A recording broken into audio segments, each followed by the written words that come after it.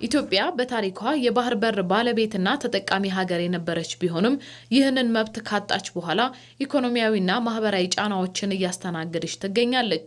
በተለይም በወጪ ገቢ ንግድና በሎጂስቲክስ ዘርፍ የተፈጠረው ከፍተኛ ጫና ከኢኮኖሚ ባሻገር የማህበራዊ ዘርፎች በሚፈለገው ደረጃ እንዳያድጉ እንቅፋት ሆኖ ቆይቷል። ኢትዮጵያ በየዓመቱ ለወደብ ኪራይ የምታወጣው ከ2 ቢሊዮን ዶላር በላይ በዓመት ለጤና፣ ለትምህርት፣ ለስራ ዕድል ፈጠራ የሚመደበው ገንዘብ ላይም ጫና አሳድሯል። ለዚህም ነው ሰፊ የወጣት ቁጥር ላላት ኢትዮጵያ የባህር በር ጉዳይ የመኖር የመስራትና የመለወጥ የህልውና ጉዳይ የሆነው። የሰው ሀገር ናፋቂ መሆን የለብንምና ይመለከተናል ብለን ከሚገባው በላይ ጠያቂዎች መሆን ያለብን ከመንግስት በላይ መንግስትን መጎትጎት ያለብን እኛ ወጣቶች ነን ብዬ ነው ማስበው። የትኛውም ነገሮች ለሀገር የሚደረጉት ነገ ለኛ ለተተኪዎች ወጣቶችና ለኛ ደግሞ ልጆች የሚሆን ነው። አባቶቻችን ለኛ አውርሰውን የሄዱት ሀገር አለ። ያን ሀገር ደግሞ እነሱ ባስቀመጡበት ብቻ ማቆም ሳይሆን እነሱ የሰጡንን ሀብትና ንብረት በአግባቡ ተጠቅሞ የዓለም ትኩረት እንዲስብ የቱሪስት መስህብ እንዲኖራት ሀገሪቷን የማሳደግና እኛም በዛ ኦፖርቹኒቲ ደግሞ የመጠቀም ድርሻ አለን ማለት ነው። በእኛ ዘመን እያለቀ ያለ ነገር አለ፣ ያለቁም ነገሮች አሉ።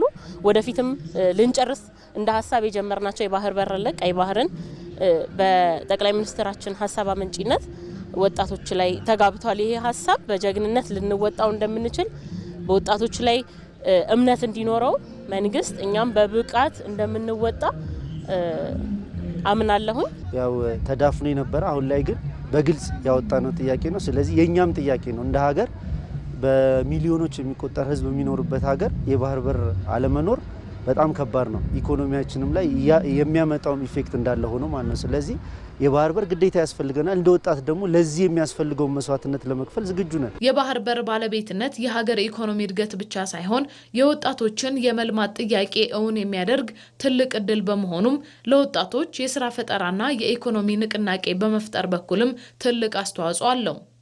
በወደብ በስማርት ወደብ ወጣቶቻችን ፈጠራ ላይ ገቡ ማለት ምን ማለት ነው?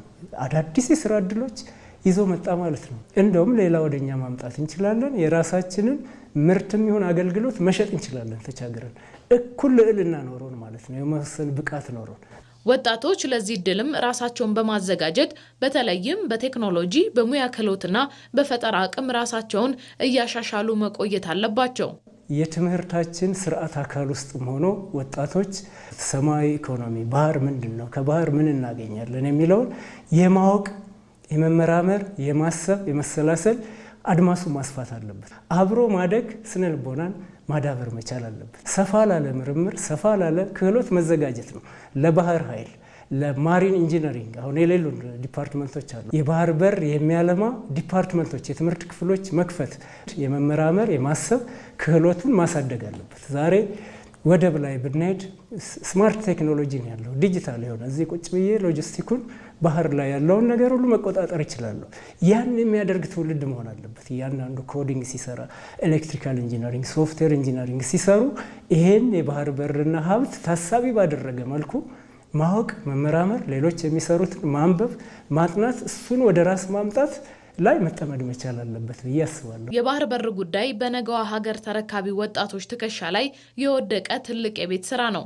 የዚህ ጥያቄ እውን መሆን ደግሞ ለወጣቱ ሰፊ የስራ ዕድልንና የነገዋን የተሻለች ኢትዮጵያን ፈጣሪ ነው።